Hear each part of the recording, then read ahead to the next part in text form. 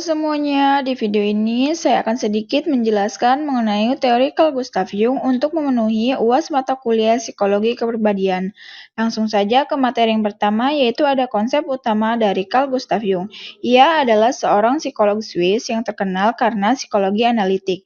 Konsep utamanya yaitu ada ketidaksadaran kolektif, yaitu lapisan terdalam dari psikis manusia yang berisi arketipe universal atau simbol yang dimiliki seluruh umat manusia. Yang kedua yaitu ada arketipe, yaitu pola dasar universal yang mempengaruhi perilaku manusia seperti shadow atau bayangan, anima animus atau unsur feminim dan maskulin.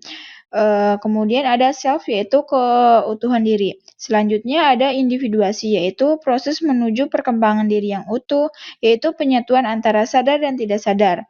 Kemudian ada kompleks, yaitu kumpulan emosi, pikiran, dan kenangan yang berpusat pada tema tertentu, seringkali berhubungan dengan pengalaman masa lalu. Materi yang kedua yaitu ada teori Carl Gustav Jung. Jung mengembangkan teori menjadi dua kepribadian, yaitu ada introvert dan juga extrovert. Introvert ini yaitu individu yang lebih fokus pada dunia dalam seperti pemikiran dan perasaan. Sedangkan extrovert adalah individu yang lebih fokus pada dunia luar, yaitu ada lingkungan dan orang lain. Jung juga mengenalkan 4 fungsi psikologis, yaitu yang pertama ada berpikir, yaitu analisis logis. Yang kedua ada perasaan, yaitu penilaian berdasarkan nilai emosional. Yang ketiga ada sensasi, yaitu fokus pada pengalaman indrawi. Yang keempat yaitu ada institusi, yaitu persepsi berdasarkan wawasan tidak langsung. Ketidaksadaran kolektif dan arketipe ini yaitu ketidaksadaran kolektif merupakan basis dan perilaku manusia yang diwarisi secara biologis, sedangkan arketipe yaitu seperti pahlawan, ibu, dan bayangan adalah simbol yang mempengaruhi cara manusia memahami dunia. Materi yang ketiga yaitu ada analisis terhadap masalah dalam pendekatan Carl Gustav Jung. Masalah psikologis seringkali muncul karena ada ketidakseimbangan antara kesadaran dan ketidaksadaran. Misalnya seseorang yang tidak menyadari bayangannya, yaitu dalam dirinya akan mengalami konflik internal. Misalnya yaitu krisis identitas. Individu yang tidak menjalani proses individuasi dapat merasa kehilangan arah atau makna hidup.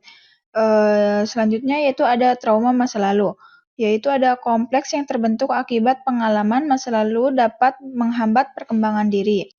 Materi yang terakhir yaitu ada solusi berdasarkan teori Carl Gustav Jung, yaitu ada individuasi, yaitu mengintegrasikan semua aspek kepribadian termasuk sisi gelap atau shadow dan arketipe lainnya untuk mencapai keutuhan diri.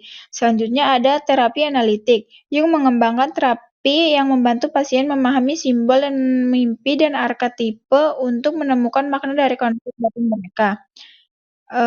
Selanjutnya ada mengeksplorasi diri melalui seni dan simbol. Jung percaya bahwa seni, mitos, dan simbol dapat digunakan untuk mengeksplorasi ketidaksadaran. Yang selanjutnya yaitu ada membangun kesadaran akan arketipe. Menyadari arketipe yang mempengaruhi diri sendiri dapat membantu seorang memahami pola perilaku dan konflik mereka. Selanjutnya ada contoh penerapan. Yang pertama ada jika seseorang mengalami rasa cemas tanpa alasan yang jelas, Jung akan menyarankan eksplorasi mimpi yang menemukan simbol yang mungkin menunjukkan penyebab masalahnya. Selanjutnya yang kedua ada dalam kasus krisis identitas. Terapi akan berfokus pada memahami arketipe tertentu seperti pahlawan atau bayangan untuk membantu individu menemukan tujuannya. Jadi, pendekatan Carl Gustav Jung menekankan pentingnya menyelaraskan sisi sadar dan tidak sadar melalui individuasi. Dengan memahami konsep seperti arketipe dan ketidaksadaran kolektif, seseorang dapat mengatasi konflik batin, memahami diri lebih dalam, dan mencapai keseimbangan dalam hidup.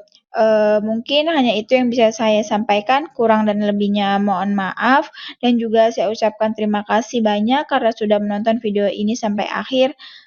Sampai jumpa, dadah.